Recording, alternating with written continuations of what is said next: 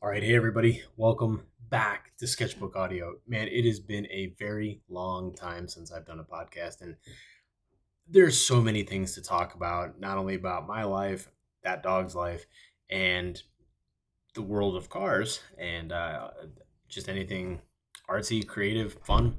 A lot's just been going on. And let me start off just by simply prefacing that uh, my life kind of took a lot of bad turns over the past year, and for the long story short, I just stopped feeling alive about anything. And it wasn't until recently where I started to realize how passionate I was about certain things, including this podcast, going around and seeing cars at auto shows and talking about new features and tech and all that stuff. And I actually had some friends, and I hope they're listening. They just kept bothering me, pushing me like, dude, do a podcast, do one. We're in Europe right now, and we're listening to your podcast. People are listening to it, and the funny thing is, there are a lot of people actually from Europe, particularly in the UK and France, that listen to this podcast or watch it, as you can clearly see. So, thank you, and I got to stop letting the small things bother me as much as they do. But whatever, we're done. We're moving forward. The good news is I have some fun stuff to talk about today, and I think you guys are really going to enjoy it. So stay tuned because we're going to get right to it here on Sketchbook Audio. Okay, Sketchbookers, we are back. Thanks for tuning in. Before I jump right into it and everything, I wanted to say that at the, you know what? Screw it. We're just going to do it right now. I am going to put the video right here, and we're just going to get into it. But I was given this awesome tri-camera dash cam, and this is from a company called Pelsi, as you can see up here. Did not know who they were, but that's not to say that they're a bad company, or that you shouldn't know who they are, or that not everybody is as ignorant of what's going on in the world as I have been lately. But they're a fantastic brand that I found out, and they were kind enough to work with me, given my podcast and what I talk about in the automotive industry, to allow me to demonstrate this dash cam. And what I will say before you guys see the next video here, the next little clip, detailing all about the dash cam, is that this thing is cool and you guys are really going to enjoy taking a look at that. So before we hop into the news and the details about what's going on in the world, let's take a look at this Pelsi P2 Trio, 3 cameras, dash cam. And let me know what you guys think in the comments. Message me on Instagram, message me wherever you want, and we will go from there. So check this out. Hey, good morning. It's your host, Ryan Sketch here. So we're going to get to talking about cars very soon. First, I wanted to start off with something a little bit different than what I have ever done on my podcast, and that is review a product. Someone reached out to me recently and offered me this opportunity to review a dash cam. And since I'm a car just nut, and a lot of the people that follow this podcast also love cars, I thought this would be a great opportunity for me, for the podcast, and for just other people in general who are looking for the perfect dash cam. Now, I've gone through a few in my time, and every one of them, has its perks, and a lot of them have their setbacks. But this one feels fantastic, and it's by a company called Pelsi. And first thing I noticed when I looked at this box was the simplicity of what's going on the front. And if you're a big fan of Apple products, you know that this is clean, this is nice, this is good to look at. There's not a lot going on. It tells you the brand name, it shows you an image of it, it tells you what it is, and this says P2 Trio, so I'm assuming this is what the actual model is. So it tells you it's a 3-channel Wi-Fi dash camera. Now, it gets a little busy on the back. This is not traditional, something you would see for Apple, but maybe something you would see for a Microsoft product or Samsung. That's okay. I've always been fine with those things. It is what it is. This is not an Apple product, and as far as I know, Apple is not getting into the dash cam business. But the other thing I found about lifting up this box was it was heavy, but not like super heavy. It's just, it's got some weight to it, which if I can recall a quote from Jurassic Park, the lawyer looks back at Tim and says, is it heavy? And then Tim says, yeah. And the lawyer says, well, put it back. It's probably expensive. So, this feels like a substantial product, a good product. And I actually really love the look of this thing. And if you look at the back, it's got a really nice vivid camera, which, it's telling you it's got a high resolution. It's got a forward-facing camera, and I believe it has a rear-facing camera as well. I'm not 100% sure, but we're gonna pop open this box and see what is in here.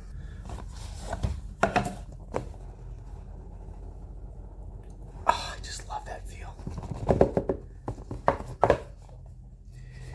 One thing I learned while going through product design and industrial design is if the box has a nice, tight suction to it, essentially, the product team, the development team of just the box alone did a really good job with the dimensional and their specs. Sometimes the box, just the top comes right off and it's real loose. This was a nice tight fit. Apple and Samsung do it the best. Their tolerances for the fit of their box is just insane. All right, so when we look at the inside of this box, it says we got accessories and we have the dash cam. So let's start with, these are two little boxes. Okay, so we got one and we have the other for accessories. The accessories one is the heavy one. Interesting. All right, so we have a whole bunch of stuff. We have a pry bar tool for door panels and whatnot. We have clips for the wire. We have a memory card. We have a double-sided sticky foam, an instruction book, a guide to mount the device. I think this is a camera and some cables. Let me check. Okay, so for those of you who follow this podcast and this video series, already you know that I don't talk about the car so much, like the performance and the specs. I talk about the aesthetic and what goes into the car, everything from the materials to the texture and just the overall design. Well, for this, I love the fact that this is a recyclable material. There's that. But I love how easy everything came out. It was very easily packaged and simple to understand. And it just feels nice. This is a welcoming sensation. All right, so far with the accessory pack, we have a car charger, which runs off of a USB-C, and this just goes right into a cigarette outlet. I do like the fact that they included a USB for you to plug an other accessory in, like you could charge your phone, you could charge something else. Then you get what I'm assuming is a rear-facing camera, so you could mount this probably on the inside of your car, but looking outwards. Everything has a nice 3M tape attached to it. They give you a 64 gigabyte memory card, micro SD, and then these little stick masks basically that you can use to locate things like this, the camera. All right, we're gonna take a look now at the actual camera. And just so you know, this is their contact information, Pelsi, support at Pelsi, their Facebook, and they have a website. If I remember correctly, this product will be available on Amazon if it's not already, and I will get to pricing and all that stuff in a brief moment. Okay, so the camera came in a really nice foam container, if you will, and we're gonna set this foam aside. It is wrapped in another one of those bags. I'm gonna pull this out carefully, and there you go, there's the logo. They have a nice little cover, protective cover over the lens. It says Pelsi right there. There's 3M tape. So this is going to go on your front windshield, and it doesn't feel too heavy that this 3M wouldn't hold, so I'm good with that. There's a cover here to protect the screen, and then there's a cover here to protect the other camera. So you have a camera out here, and then you have, we're going to take off all these. So here we go. Already, just by holding this thing, my hands touch some nice features here. You've got a USB Type C, which, you know, this is going to plug into for your charging. You have a AV cable output, or input maybe. Yeah. So this other camera is going to plug into here. So now I know why it says 3-channel, because you have 3 cameras. You have one here, which is for the inside of your car, which is a nice feature. Not a lot of dash cams have that. They either have just like a front facing camera and a camera for the rear, like the backup camera, or they have something else. Your front facing camera with a pretty solid lens in there. I'm not sure if it's telescopic, but it might just be a digital telescoping effect. And then this camera just moves on a really nice swivel. It's a ball and socket type. And then on the bottom you have features like power, probably mode, and then an up-down selection. And then on the side is where you put your micro SD, and there's a mic here, and I think that's like telling you the power is on.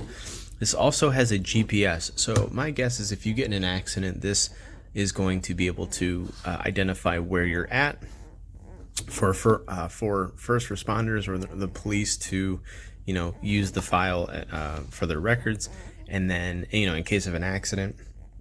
And then also perhaps you'd be able to track the car, but we'll get into that in a second. I gotta look at the features.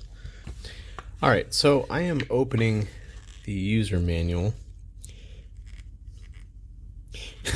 Just after reading this, I do appreciate the fact that it's translated in English and it's very well written. So from a usability and tech standpoint, this is pretty cool. Okay, so here's what we have in the box. We have the dash cam, we have the rear camera, we have a car charger, a bunch of adhesives, a pry tool, and then here, LCD display, the cabin camera, which is rotatable. We talked about that. Infrared lights all around here, so you can see in the dark. Type C for the charger, an AV port for the rear camera. There's a speaker on the back. There's a front face, well, speakers on the front actually. There's a front facing camera, functional buttons, the adhesive pad, built-in GPS. Let's see. You know what? Let's try powering this on. Usually these things come charged a little bit, so we're going to...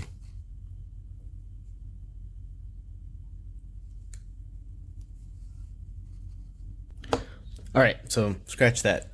There is obviously no charge because... You know what? Never mind that. Just ignore what I said. I wish I could do bloopers. I really want to do a blooper reel one day, but my video editing skills are limited to my patience. So you know what, before I am going to plug this in my car because I think it's only fair to really get an idea how to use this. But before we jump into that, you know, the nice thing about dash cam is the good dash cameras will do things like a loop feature where, you know, once it reaches the end of the amount of time it can film, it just starts back at 0 essentially and writes over that again and then again and again. It's just an infinite loop, but you would be able to stop the recording and then take out the micro SD and put that into your computer and look up files individually just in case there was an accident or you saw something really, really funny that you wanted to document, which I have seen quite a few times. Dash cams are not just for accidents or for your accidents. They could be for another accident that you were a witness to, but they can also identify some really funny things. And every now and again, I find myself pulling my micro SD card out of my dash camera and saving some video files because they're, you know, you can't go back in time, but if you have a dash camera, you kind of can, and it's funny. Okay, so the GPS does, there are some other features with the GPS, but one of the things is the GPS speed. You can determine how fast you were going prior to an accident, so that's helpful. It could also be harmful if you were going too fast. So dash cams are a double-edged sword, so be careful with that. But overall, just looking at this with the user manual, I feel like it's a very solid device. It's not a name that I'm familiar with, but that's okay, because I'm always open to learning about new products and seeing what works out there. If it works, if it does a great job, then it's an awesome device to me.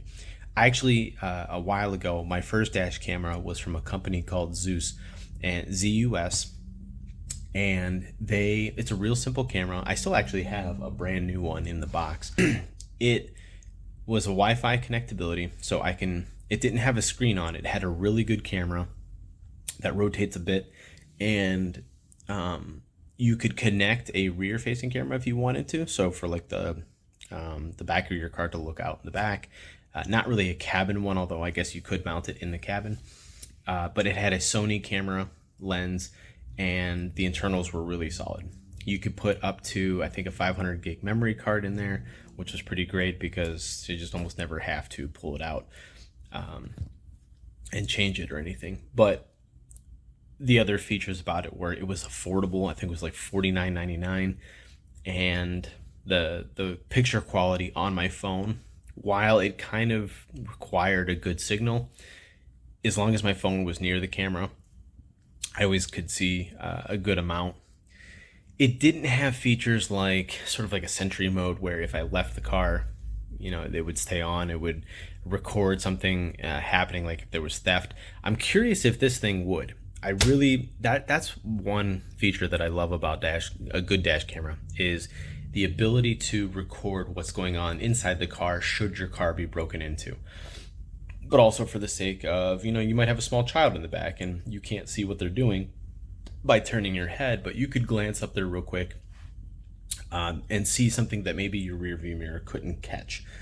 So altogether, this thing looks like a very solid device. I'm excited to plug it in to my car and see how it works. So hold on, because we're going to go and do that.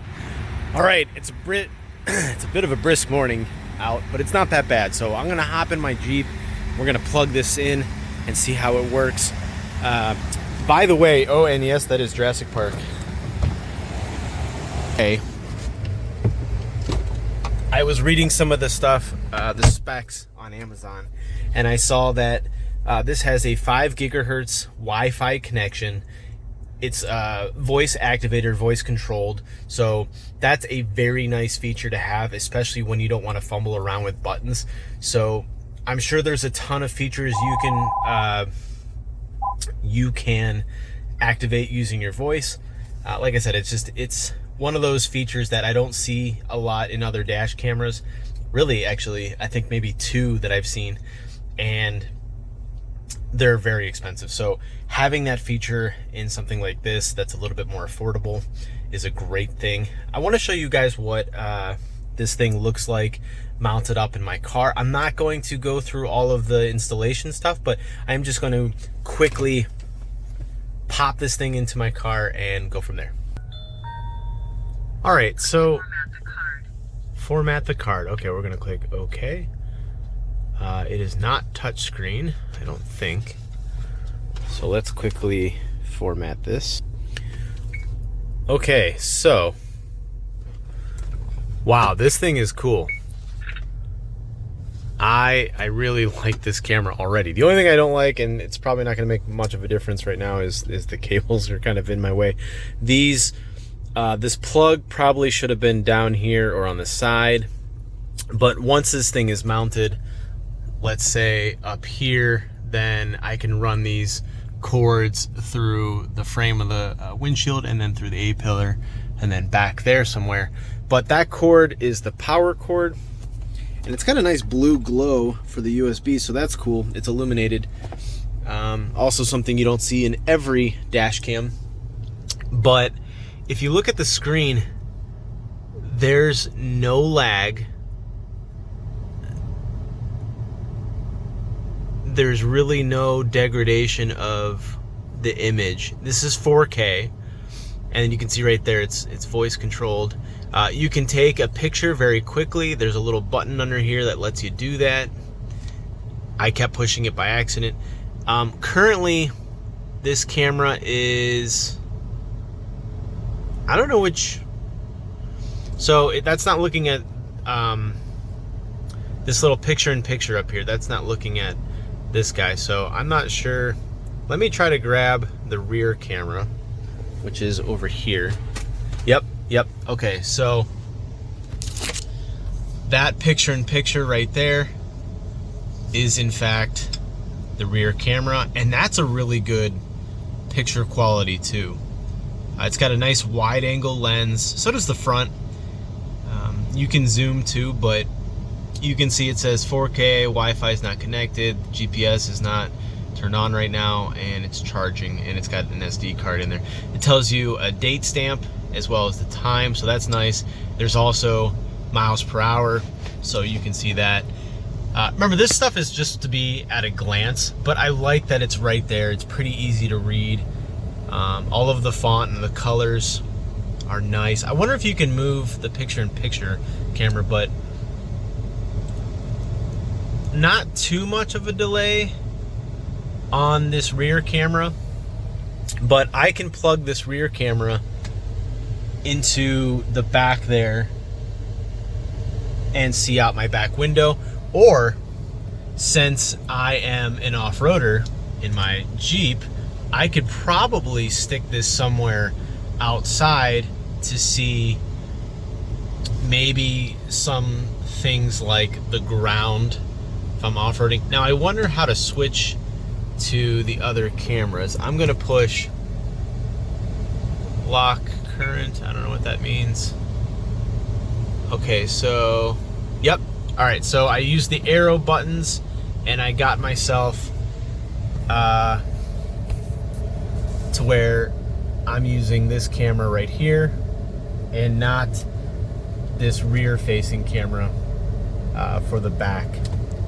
So this will be great for parents, or if you just have precious cargo in the back, which I have a son, so he's definitely precious cargo,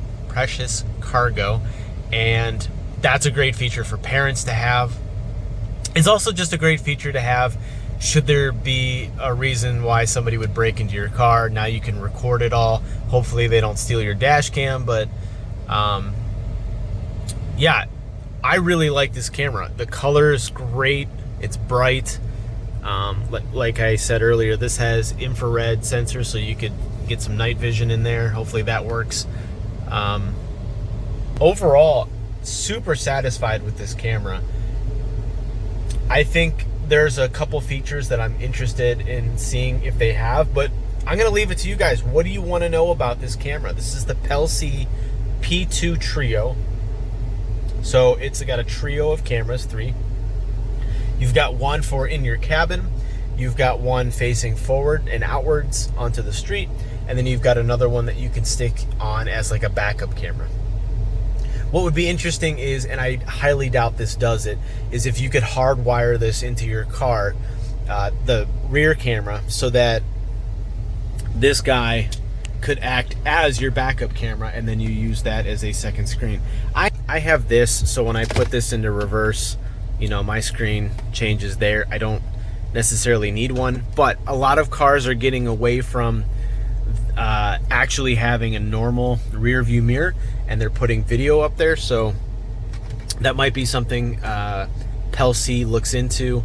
It looks like on Amazon they do have a dash cam that goes over your mirror like this, so that could be another option. But as I see, this is a excellent dash cam.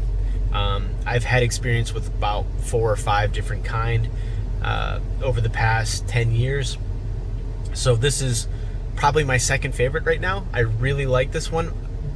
I think my only complaint is that it's not a bigger screen. To be honest, not a lot of them come with the screen anyways. They rely on your phone to be that second screen, or you're just relying on what you believe to have been captured on the SD card, and then you can just go review that later. Having the screen is nice, Could it be a distraction? Maybe. I don't know. It's not a distraction to me. I can turn the screen off and continue to use the camera as it is. But it is a nice feature to have. And if you tuck this thing away enough, I don't think it would be a distraction whatsoever. Currently, mine that I'm using is not a distraction, so I really like this camera. And the price, you guys might be wondering, on Amazon currently it's $179. That is not bad at all. I've seen cameras that go for well over $400. I've seen ones that are somewhere around $200, $250. This one, sitting pretty well below that, is a good price. And I think it's fair given the size and the features that it has, but it definitely gets some bonus points for having as many features as it does in one small device. It's been larger units I've seen that have some of these extra features, like the GPS, for instance. Mine has a GPS, but it's not as compact as this one. This is a very nice compact GPS, which is inside this top piece. So you can see it says GPS there. Mine is a separate cable that runs along my pillar here, and it's mounted to the radio for like Sirius XM. It's mounted up there on my roll bar, which you can't see unless I take the roof off. But Pelsi P2 Trio, would highly recommend this one, at least from the initial standpoint. The longevity of the product, I know nothing about yet. I assume based on the quality of the materials that this thing will last quite a while. I've been watching this thing go right now, and I haven't seen any flickering, any other kind of failures, so I'm pretty happy with it. And the startup is easy. You just plug it in. It asks you to format the card. That's easy. You just click one little button and it does it. It speaks in English, and it speaks, I think, in a few other languages if you needed to. And it's not a robotic voice either. It's a very nice, welcoming voice. There's a mic, so it's recording audio. You've got the in-cabin camera, the rear camera for outside your car to see people behind you, and the front-facing camera. You know, one thing about that rear-facing camera, though, my accident that I got in last year, I wish I had that rear-facing camera, because I might have been able to see the kid that hit me rather than look in my rearview mirror or have to turn around. I would have been able to see it better. I don't know if I would have been able to react better, but because there was nowhere for me to go. But maybe you're in a situation where the person behind you is not slowing down at all, and you can either speed up a little bit more or you can move to the side. I don't know. But actually having that rear-facing camera on is a very nice feature. So kudos to Pelsi. I really like this unit. I would recommend it. And hopefully we start reviewing some more products here. But in the meantime, go watch the rest of the podcast. Go listen to it. Check it out. And we're going to be talking a lot about some new EVs that are coming out. What I would recommend, whether or not you should do an EV or a plug-in hybrid or just a hybrid. There's a lot of questions about that, especially with people saying we don't want to be forced into just EVs. Give us some alternatives. They're there. You just have to know what you're looking for. And I'm trying to convince my neighbor into buying a plug-in hybrid Wrangler right now. So wish me luck. I think it's a great car. My Wrangler already is awesome, but having it as a plug-in hybrid would be the icing on the cake. And I'm really hoping he goes for it. They are a little bit expensive, I will admit that, but the technology will, it's that trickle-down effect. It'll what is that word? Economy of scale of economy, or economy of scale. I don't know. One of those. It's going to bring the price down eventually. We're going to have better technology for the battery, more advanced batteries that are more compact, more energy in them. Little kid, come on, man. All right. Thank you for tuning in. Enjoy the rest of the podcast. All right. So you guys got a chance to check out the Pelsi Trio. It's the P2 Trio. You can find it on Amazon. And as I said in the previous clip, it's $179. And I think they actually even have a coupon going on right now. So definitely go check it out on Amazon. Not a huge fan of Amazon. You guys already know that, but you can find it there. You can go to their website. or you can also find it. I think there's another place. Really, frankly, this machine, this device should be in Best Buy. Best Buy sells a lot of really well-known brands, but this is definitely one you guys should take a look at. I was very pleased with it. Okay, on to the hot topics of the automotive industry. First thing I want to tell you guys is I have my passes to go to the Chicago Auto Show, so that will be happening February. It's the 10th through the 19th, if I'm not mistaken, but I'll be there either the 9th or the 10th. I'm not exactly sure which the press days are, but whatever, I will be going, and you guys will get to see all of the cool stuff there. I'm really hoping that Chicago blows Detroit out of the water this year again, because Detroit's was just weak. There was nothing really new. I think the only new car were a couple Cadillacs that were refreshed, and Cadillac showed off their IQ Escalade, or their Escalade IQ, which, by the way, is a really... I hate the Escalade. Hate it. I hate large SUVs. But when I saw the Cadillac Escalade IQ, I was really taken back and drawn into it. It's a sweet looking SUV, and it doesn't feel as big as the Suburban or the Tahoe or the Yukon or any of those big SUVs. It just felt, or the Escalade, of course. It just felt like a good larger SUV, and inside just insanely cool. So much tech, so much high quality materials. It's a great looking SUV, and I'm excited to see that on the road as opposed to some of these other ones. There is another electric vehicle that I am not excited to see on the road, and actually I got my chance to see one on the road here in Detroit. Was not, I my soul felt empty as it drove past. It was the Tesla Cybertruck.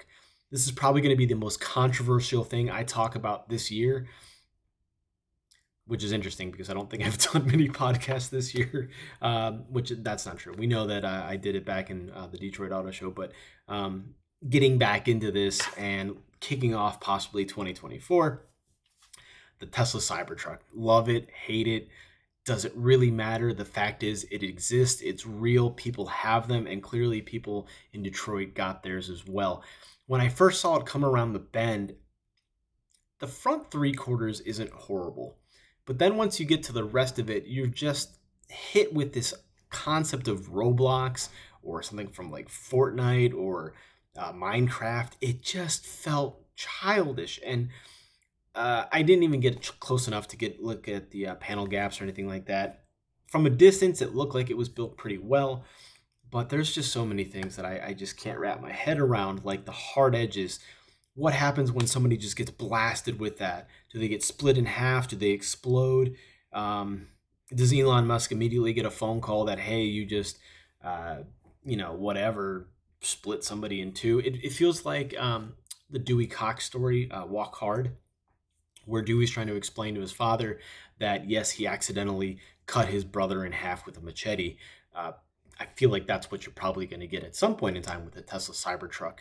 The interior, very Tesla, but at the same time, it was, how do we be minimalist for a truck, for something that's meant to be very utilitarian, maybe not so sleek and sexy like we see today with the new Silverado, the GMC, Sierra, the Ram. I mean, God, the new Ram EV, or the Rev REV, that is a sexy truck on the interior. And the Tesla Cybertruck is like, no, none of that matters. What people need are hard headrests, really rigid and sharp edged door panels. The armrest panel, I looked at the interior of a Cybertruck, and most door armrests, they run into the B pillar, and it's a smooth transition. Tesla went straight and then a hard edge in, hard edge out, flat, straight, and just, why?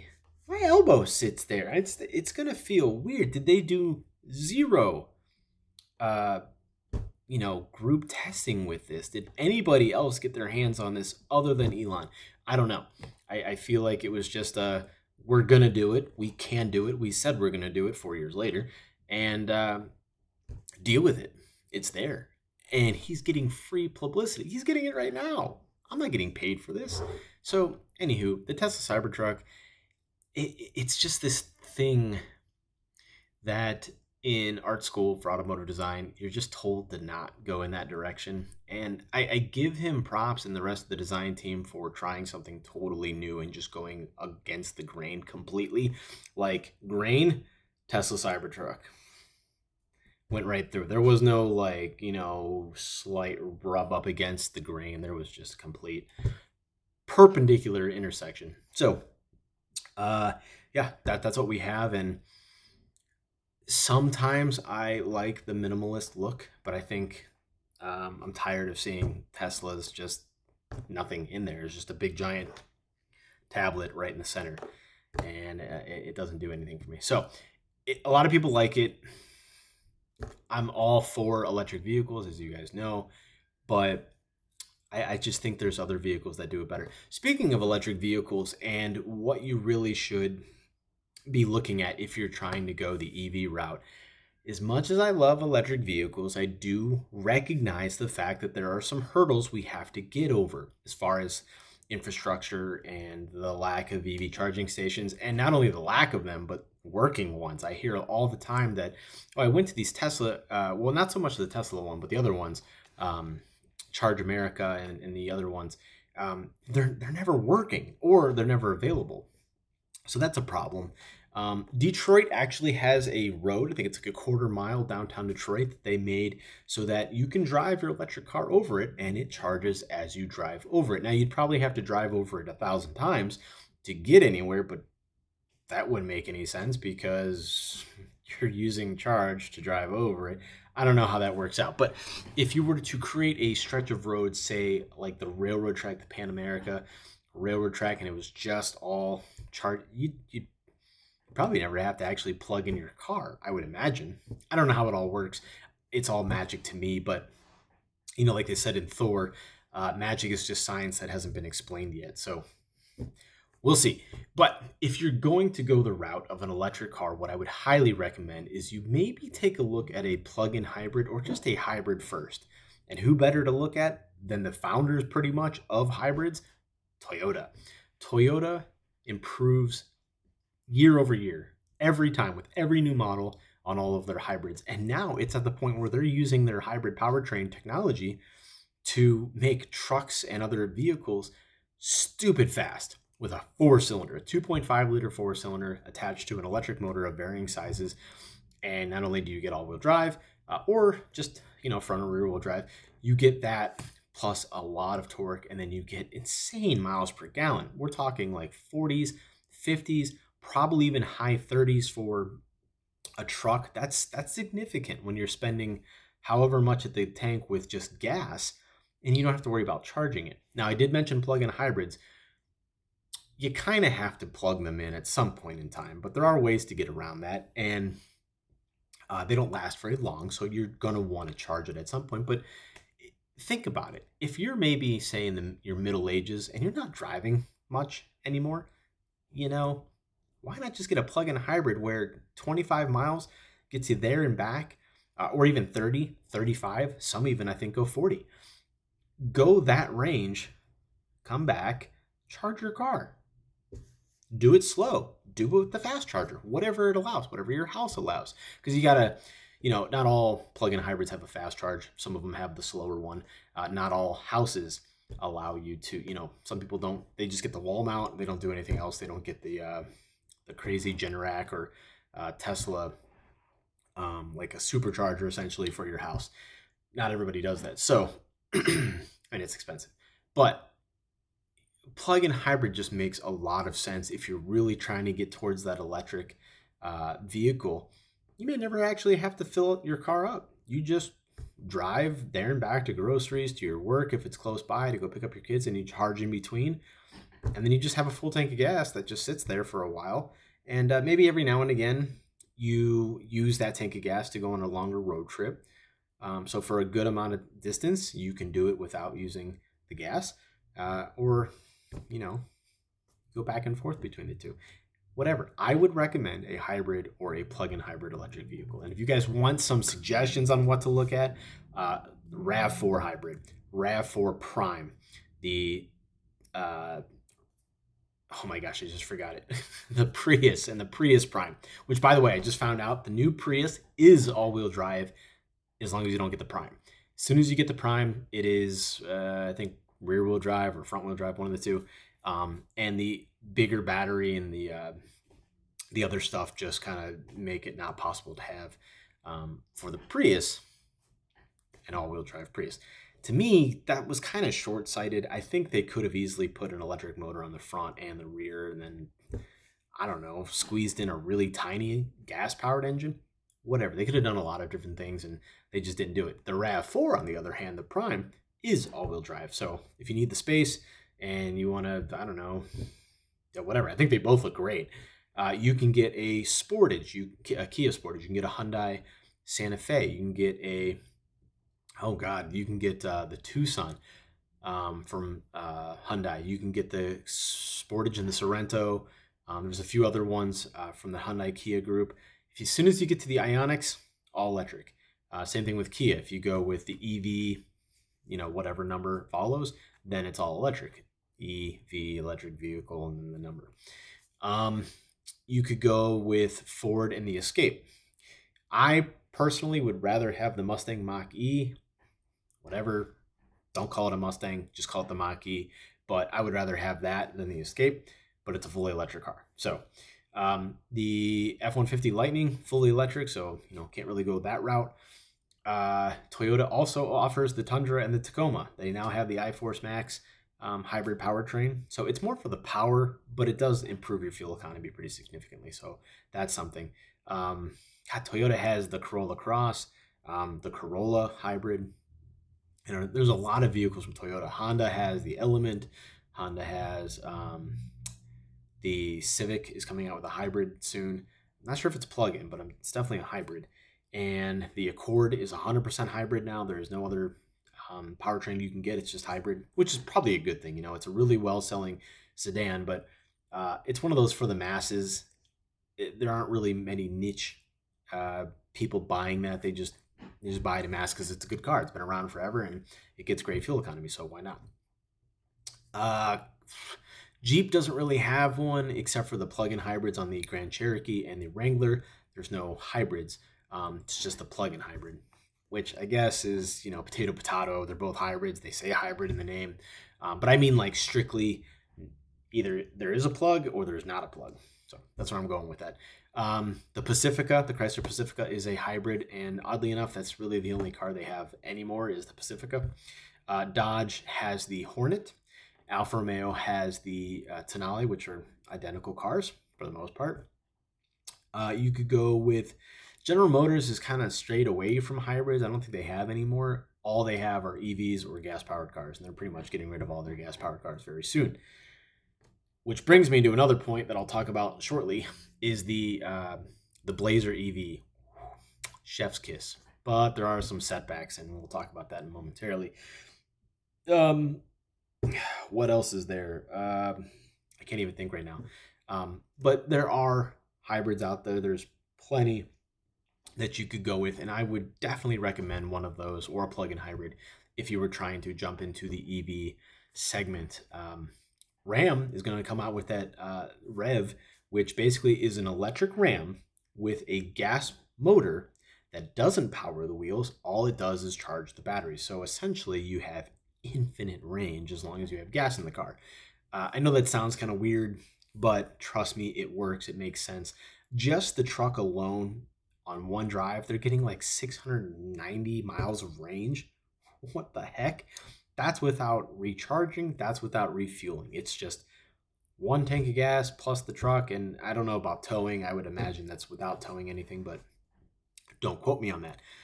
What else is out there that, you know what? So the hybrid, that's what I wanted to talk about with that. There's a lot of cool looking vehicles out there, and I would recommend pretty much just everything I just named because they're all pretty cool in their own right. Let's hop over to that Chevy Blazer EV. What a badass looking car, especially in the RS and SS trim. I have seen several of those roaming around the Detroit area, and wow, it is a looker inside and out. I will say the all black interior, come on guys. Not everybody wants to live in a coffin. We're going to die in one. Don't make us live in one. That's why, thankfully, there's the RS and the SS, which give you a nice red and black, and I think there's gray in there as well. Those are just hot. And thanks to my friend Justin Salmon, who I think was one of the lead designers on the interior of that Blazer, nailed it. I remember when Justin was in college and he did a lot of Ferrari stuff. In fact, I think he actually did a sponsored Ferrari, and his interior for that had a lot of red. Loved it. The exterior of the car was red. I think the project was Ferrari red, Rosso, if you will. And he nailed it. But you can see how he translated a lot of that theme into the Blazer EV, and it works. It just works. I do find it funny though that the Blazer is no longer really the off-road vehicle that it used to be way back when, but whatever. The name actually, to me, I mean, you can blaze your own trail fine if you want. That's why there's the Trailblazer. But the Blazer just feels like either a tuxedo jacket or something that's just blazing fast. I don't know. And Blazer has the E in there, electric, whatever. I like it. It's a good looking vehicle. There have been some setbacks, though. A lot of people who are testing that vehicle for the automotive literature, the magazines and whatnot, publications, they're not having the best of time with them. And I don't know if that's just because they're prototypes and pre-production. Who knows? That could very well be. So I'm not going to shoot Chevy down for that. I think there's proven tech in there, and it's a good platform. They just need to get more on the road and, see how it goes from there. But would highly recommend that if you're actually trying to go the full EV route. The Blazer EV is the way to go. There is the Equinox EV that's coming out as well. I like it.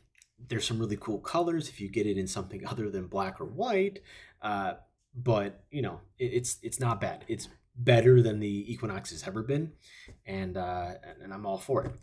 That platform, along with the Blazer's platform, are going to spawn a ton of other vehicles, all EVs, and that's pretty cool. So, for instance, the Blazer EV is basically the same thing as the Honda Prologue SUV, which is sweet. It's a very clean aesthetic. It's got a little bit of that Civic Honda Pilot kind of look on the interior. The interior is kind of proliferating across their board, which is fine. It's minimalist without being Tesla minimalist. It's just a clean interior. Then there's the Acura ZDX, Honda and Acura being the same company. There's the ZDX. I'm not a fan of that one. I think it feels not right for Acura. The ZDX was a weird looking SUV. This just looks like a Blazer with an Acura front end, but not in a good way either. I don't know. To each their own. I think Acura could have done a little bit better, but to be fair, they were working with hard points that had to be almost identical to the Blazers and to the Honda Prologue. And I believe it's also spawning a Cadillac, which my guess would be the EV or the Cadillac XT6, but the EV version of it. They just showed it off recently, so we'll see. But Acura is probably the one I would not get. I would go with the Chevy or the Chevy Blazer or the Honda Prologue. I think they just look great, especially some of the colors that they're offering. Wow, Galaxy Gray. I talk about design all the time. Chevy is killing it with their color wheel. Wow, it is a beautiful color. It's got so much depth, and I love it. Speaking of color, the Ford Mustang Dark Horse comes in this beautiful blue ember. I don't think I've ever seen a prettier blue. I don't care what brand you're talking about, Porsche, Ferrari. I don't think anybody's come up with a better blue. Good job, Ford. I'm not a fan of the front end of the new Mustang. I know a lot of people are. I see them all over the place. It's catching on like wildfire. But I think Ford went a little bit too far with the Mustang. Interior, it's got some throwbacks apparently to the 80s Fox body Mustang, which is fine. I hate the Fox body Mustangs myself. It just felt like too big of a departure from Mustangs. And Dodge did the same thing with their Charger and the Daytona and all that other fun stuff. So, Ford's not the only one who went crazy in the 80s and 90s. But there's the Mustang. It's just the front end. I don't know what. The front end just looks weird to me. It's very blocky and edgy and sharp, and I don't know. But overall, It is a gorgeous looking car, especially in that blue ember. Very nice. Okay, on to some other stuff. What else did I want to talk about? There are just a lot of cool cars on their way. And actually, you know what? I'm going to pull up my phone because there was a couple things. Um, One car that you should definitely take a look at is the Hyundai Ioniq N. And it was just announced, kind of like a hint to it, I guess, that the N74, the Hyundai N74, the pony car, is going to be coming in a limited production. I think there's like 100 units that are going to be made.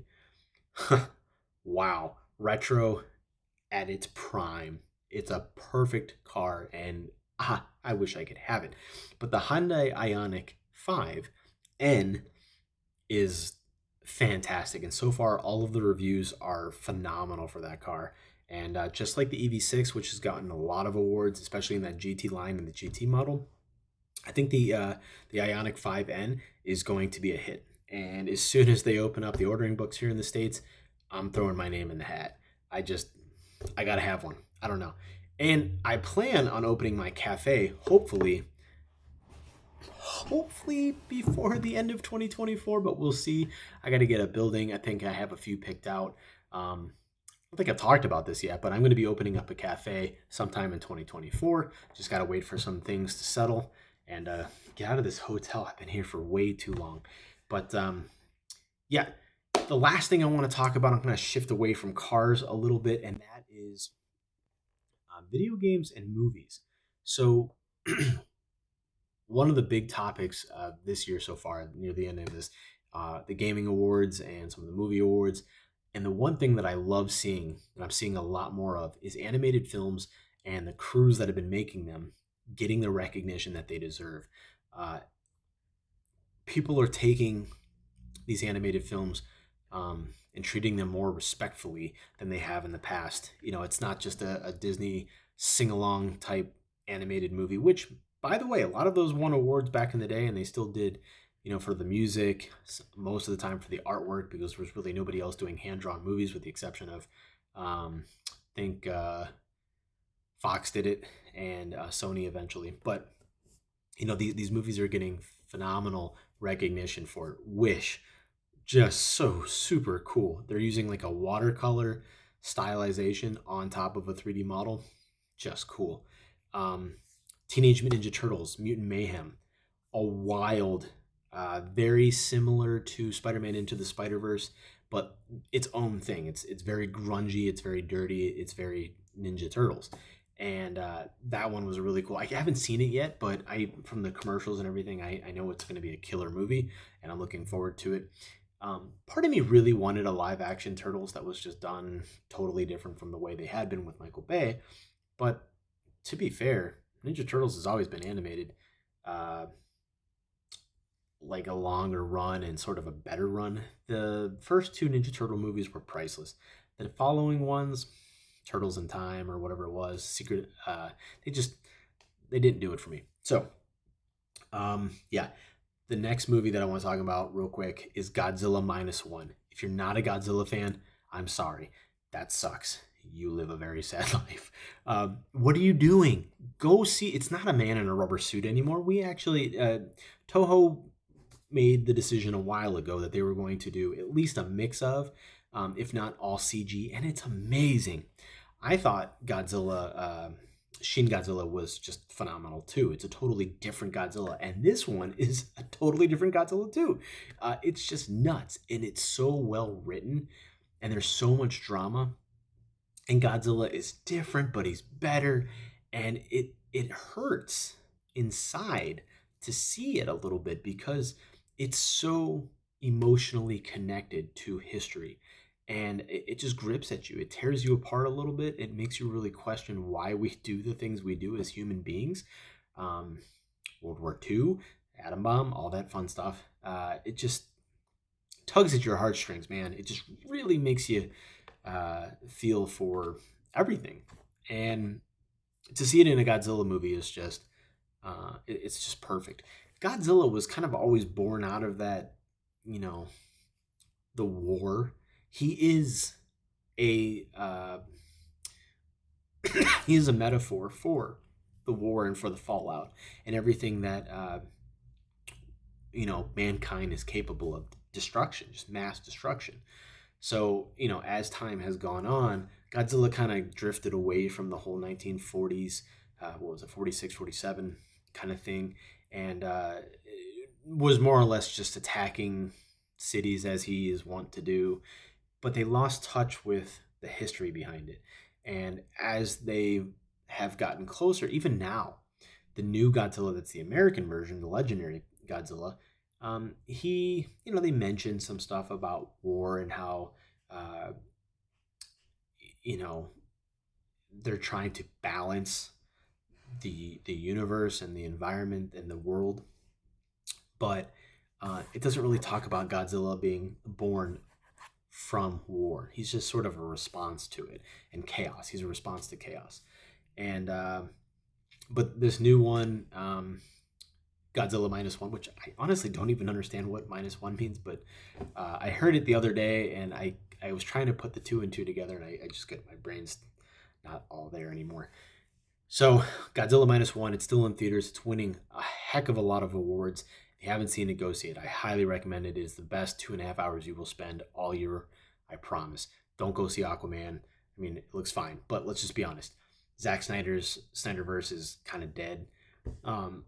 We have, what's his name's James Gunn's to look forward to, which I'm very excited for. I think he's going to right a lot of wrongs, but I don't blame Zack. I don't blame anybody but DC's and Warner Brothers big head honchos. I think they're the ones that just made some horrible calls. And, we had Aquaman's getting hit for a decent story. It's got a good story, but bad CGI effects. Like, come on, dude. All the money in the world, and you can't get on Avatar's level? What is going on here? You need to do that kind of movie, that kind of justice. So, is what it is. The last thing I want to talk about, and I mentioned video games. There's a lot of video games that are just getting a lot of recognition. Spider-Man 2. I want to talk about Zelda Breath of the Wild. I didn't get to play the new one yet, but I'm currently playing Breath of the Wild, and I don't think I've played a Zelda game since Majora's Mask, which is bad. Let's be honest. I'm a gamer and I haven't played that, but I just got away from Nintendo for a while, and when I finally was able to pick this up, I don't know why I didn't sooner. Look at this thing. This is my Switch. This is this little tiny thing, and I freaking love it. I bought it when I sold my house, and that thing is just so cool. The form factor, the usability, the fact that I can pop that out of its cradle and play with it handheld wherever I want, but still continue what I was playing on a big screen TV. I love that. So kudos to Nintendo and the team that is behind Zelda, because they're doing something so awesome with it. And there is a Zelda movie in the works. I just hope if they are going to do a live action version of it, that they really stick to the material. Don't try to write your own story unless it's like a continuation of one of these. Don't just give us what was happening in Zelda, the first one. Mario, it was animated, so that was a good thing, but Chris Pratt doing the voice of an Italian plumber guy. Come on, man. I'm not even going to go there. What else did I want to talk about? I don't know. I've been in, like I said, my life's been kind of in a flux right now.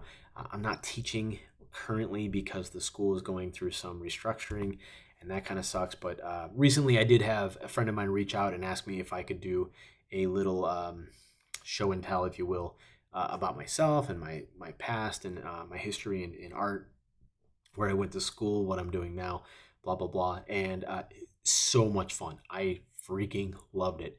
And what I really loved was seeing the amount of attention that people were giving to the craft, what they love to do, and which is a lot of times what I love to do. This was a class more on graphic design, and I'm not necessarily a graphic design artist. I dabble in it every now and again when somebody asks me for a logo, fine. But there's so much theory and psychology behind graphic design and logos and brand identity that I don't have the time to do all that research. I give you a good logo based on the things that you wanted and needed. Um, but this class was very fun. It was very engaging. So uh, hopefully I get asked to show up again to some of these classes because that's fun.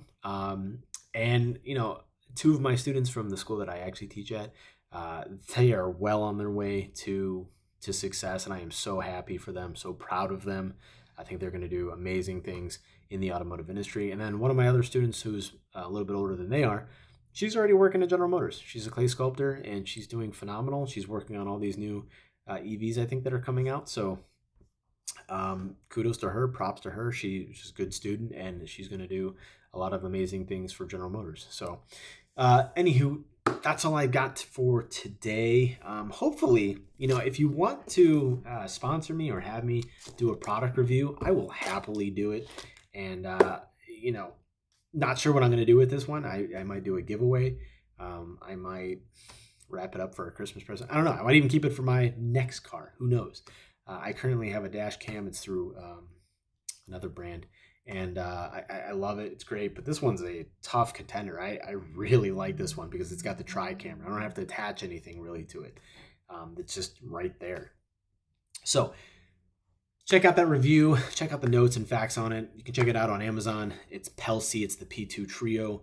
And in the meantime, just continue sketching. Get out that sketchbook. Don't let life beat you down. If you're an artist, if you're a creative person, screw what everybody else says. Do what you love to do. I was talking to another person I met recently, and she was kind of down in the dumps as well. She was having a tough time really finding that motivation to get back into what she loves, which is painting. Just a little conversation, and she's already jumped back on that train, and she's well on her way to pouring her heart out into ink and paint, and I love that. That's just the ability to create something is just phenomenal, and it's just a beautiful gift. And don't let it go to waste. Even if you have a day job that you hate, or that's just not exactly what you wanted to be doing with your life, go home and work on what you wanted to do with your life. It doesn't have to be for profit. Do it for you. Art is therapeutic. It can be for the rest of the world. It should be for the most part, but it also is a reflection of you and who you are, maybe who you are on the inside, what you're feeling, what you're thinking. Share that with the world if you can. And it doesn't have to be for profit. You can make it for profit for sure, but you got to do it for you. Money's not always going to be there the way you kind of want it to, but the passion will be, and the people who get inspired by you, the people who learn from you and get an emotional connection, whether it's music, painting, car design, whatever. Oh, you know what? The last thing I'm going to say is there's this whole big push for AI. I'm not on board with it. I think AI is going to kill us all eventually. If you don't believe me, I'm not going to tell you to go watch Terminator, but I am. And we are a disease. I don't think the Matrix could have said it any better. We are a disease that AI will want to one day eradicate and make a perfect world. So they're already trying to make perfect art. They can't get the hands right, but they can get other things pretty well. But Viscom, go check out Viscom. I think the guys over at Viscom, it's ethically grounded. There's a moral basis there, and they're just producing really cool stuff. So if you're about to get into automotive design or any kind of art, either whether it's video game design, movie production, character art, check out Viscom. You'll be pleasantly surprised. It's not like Midjourney or some of those other ones that are just stealing images off of Google. This is doing way more, and I support it. So Viscom, Vizcom. Go check it out. Anyways, I'm your host, Ryan Sketch, here at Sketchbook Audio. Remember, get that sketchbook out. Sketch, whether it's digital or on pen and paper. And be good to one another, because this life is just too damn short, and we need more positivity. We need more art. We need more of you. All right. Take care.